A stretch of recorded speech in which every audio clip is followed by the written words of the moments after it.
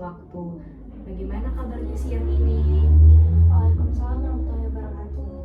Kak Badar, alhamdulillah kabar hari ini baik banget. Cuman agak capek aja, soalnya baru selesai kelas. Wah, semangat terus ya. Senang dengar kamu tetap hadir meski capek. Nah, hari ini kita akan melakukan sesi konseling individu dengan pendekatan Cognitive Behavioral Therapy atau biasa kita sebut CBT. Sebelum mulai, aku ingin memastikan nih bahwa semua pembicaraan kita di sini bersifat rahasia. Jadi kamu bisa bicara dengan tenang tanpa takut dinilai. Iya Kak, terima kasih, aku jadi lebih tenang. Bagus, tujuan sesi kita kali ini adalah untuk membantu kamu memahami dan mengatasi kebiasaan menunda tugas kuliah atau prokrastinasi akademik. Kita akan sama-sama menggali pikiran, perasaan, dan juga perilaku yang terlibat.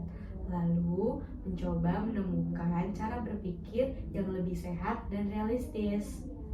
Iya Kak, soalnya aku merasa akhir-akhir ini sering banget nunda tugas dan akhirnya malah stres sendiri. Baik, berarti ini masalah yang cukup mengganggu ya buat kamu. Kalau nanti di tengah sesi ada hal yang membuat kamu kurang nyaman, kamu boleh berhenti sebentar atau bilang ke aku ya. Ya Kak, siap. Oke, kalau begitu kita mulai ya. Coba kamu ceritakan dulu Nia, seperti apa biasanya kebiasaanmu ketika dapat tugas kuliah? Kalau dapat tugas, biasanya aku langsung baca sekilas instruksinya. Tapi entah kenapa aku jadi jarang langsung mulai gitu loh Kak. Aku suka bilang ke diri sendiri nanti aja deh, masih lama deadline-nya. Jadi awalnya ada niat, tapi akhirnya ditunda-tunda ya. Biasanya kamu melakukan apa ketika menunda itu? Hehehe. Biasanya buka HP, scroll TikTok atau nonton YouTube sih Kak. Kadang aku bilang cuma 5 menit aja, tapi ujung-ujungnya malah lebih dari sejam, 2 jam, 3 jam. Oke, jadi keinginan menunda yang diiringi aktivitas lain, apa yang kamu rasakan waktu kamu menunda itu? Awalnya sih kayak lega gitu Kak, tenang karena nggak perlu mikirin tugas. Tapi makin lama malah muncul rasa bersalah, kayak nyesel kenapa nggak mulai dari tadi ya gitu. Aku paham, jadi awalnya terasa nyaman, tapi di akhir malah jadi cemas dan menyesal. Kalau sudah begitu, apa yang biasanya kamu lakukan? Biasanya baru ngerjain kalau udah mepet banget sih Kak. Kadang sampai begadang, hasilnya juga jadi nggak maksimal. Jadi kamu sadar sebenarnya kebiasaan ini nggak membantu, tapi sulit untuk berhenti ya. Iya Kak, rasanya kayak di lingkaran aja pengen berubah, tapi balik lagi. Itu sangat umum terjadi nih ya. Banyak orang juga mengalami hal serupa. Nah, kalau aku boleh tahu, apa yang biasanya membuat kamu menunda itu? Kadang karena ngerasa tugasnya susah banget gitu Kak. Kadang juga takut karena hasilnya nggak bagus. Jadi daripada mulai dan gagal, aku malah nggak mulai sama sekali. Oke, jadi ada perasaan takut dan gagal, dan pikiran bahwa tugas itu sulit. Perasaan seperti itu bisa memengaruhi semangat kamu. Iya Kak, kadang aku juga mikir aku tuh nggak sepintar teman-teman yang lain. Terima kasih sudah jujur ya Nia. Itu pikiran yang sering muncul ya. Iya, sering banget. Sekarang kita coba lihat hubungan antara pikiran, perasaan, dan perilaku kamu.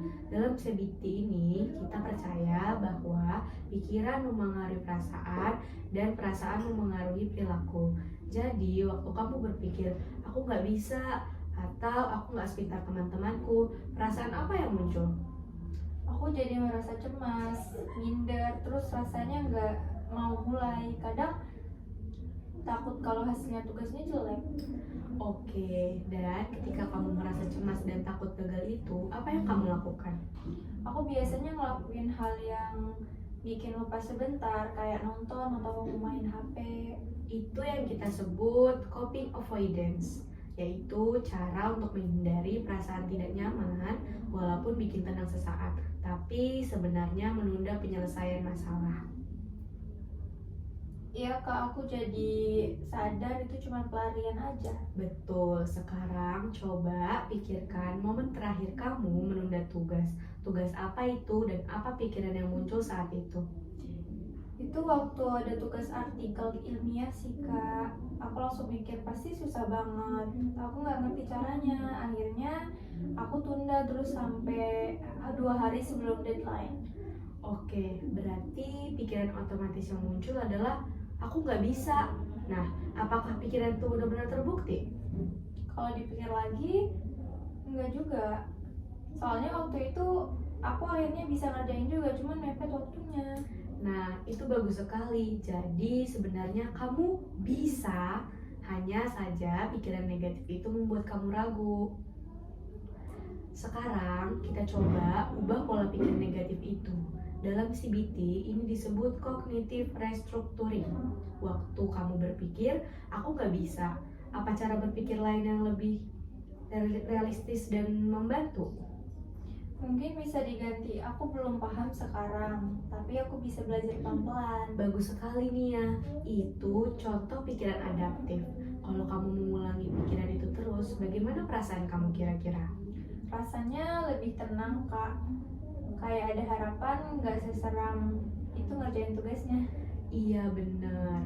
Pikiran yang realistis membuat emosi lebih stabil dan perilaku jadi lebih aktif. Sekarang coba kita ubah beberapa pikiran lain yang sering muncul ya. Pertama, kamu sering mikir, aku pasti gagal. Kira-kira bisa diganti jadi apa? Kalau aku berusaha, aku punya peluang untuk berhasil. Bagus nih ya. Kedua, kamu berpikir, aku males banget. Badanku butuh istirahat, tapi aku bisa mulai sedikit dulu. Hebat. Terakhir, aku gak sepintar teman-temanku. Mereka punya cara sendiri dan aku juga punya kekuatan sendiri. Luar biasa sekali nih ya. Ini cara berpikir kamu yang baru yang bisa bantu kamu lebih percaya diri. Iya kak, rasanya lebih ringan banget kalau mikir kayak gini. Nah, mulai dari sekarang, setiap kali kamu mau menunda, coba berhenti sebentar dan tanyakan pada diri kamu sendiri, apakah pikiran ini realistis? Itu latihan penting dalam teknik CBT. Oke kak, aku akan coba praktikan. Nah, sekarang kita masuk ke bagian perubahan perilaku ya nih ya. Selain pikiran, kita juga perlu melatih tindakan nyata kita. Coba pikirkan tugas apa yang paling sering kamu tunda akhir-akhir ini. Tugas laporan penelitian kak, udah 2 minggu belum kesentuh. Baik, kita buat langkah kecil dulu ya. Misalnya malam ini kamu hanya buka dokumen dan baca petunjuk tugasnya dulu. Kayaknya bisa. Kalau kecil gitu gak terasa berat. Benar, itu prinsip behavioral activation. Kita mulai dari langkah kecil supaya muncul rasa mampu. Setelah itu, kamu bisa kasih hadiah kecil untuk diri kamu sendiri, seperti dengan lagu favorit ataupun nonton film favorit kamu. Hehehe, boleh tuh kak. Jadi kayak ada motivasi tambahan. Iya, karena motivasi sering muncul setelah mulai, bukan sebelum. Jadi, jangan tunggu mood datang dulu, baru mulai sedikit. Ya kak, kadang aku nunggu mood dulu, padahal akhirnya gak mulai-mulai. Betul. Nah, latihan ini kamu bisa catat setiap hari selama seminggu. Tugas apa, langkah kecil yang dilakukan, dan perasaan setelahnya. Baik kak, aku akan coba buat catatan itu. Sebelum kita akhiri sesi ini, aku ingin tahu apa hal yang paling bermakna yang kamu dapat dari sesi ini. Aku jadi sadar kalau kebiasaan menunda itu bukan cuma karena malas, tapi karena pikiran negatif dan rasa takut gagal. Dan aku bisa ubah pikiran itu jadi lebih realistis. Bagus sekali, itu pemahaman penting. Jadi sekarang kamu tahu hubungan antara pikiran, perasaan, dan juga perilaku. Iya kak, aku juga merasa lebih tenang dan ada harapan bisa berubah pelan-pelan. Luar biasa nih ya, CBT memang proses bertahap. Dengan latihan berpikir realistis dan langkah kecil yang konsisten, kamu akan terbiasa menghadapi tugas tanpa menunda-nunda. Terima kasih banyak Kak Fahda, aku merasa lebih paham dan termotivasi sekarang. Aku juga berterima kasih sama kamu ya, karena kamu udah mau terbuka dan juga berani menghadapi masalah kamu. Sesi hari ini sangat produktif. Nanti minggu depan kita bahas hasil catatan latihan kamu ya. Siap Kak. Baik, kalau begitu kita tutup sesi hari ini. Terima kasih Nia sudah berproses dengan baik. Wassalamualaikum warahmatullahi wabarakatuh. Waalaikumsalam warahmatullahi wabarakatuh.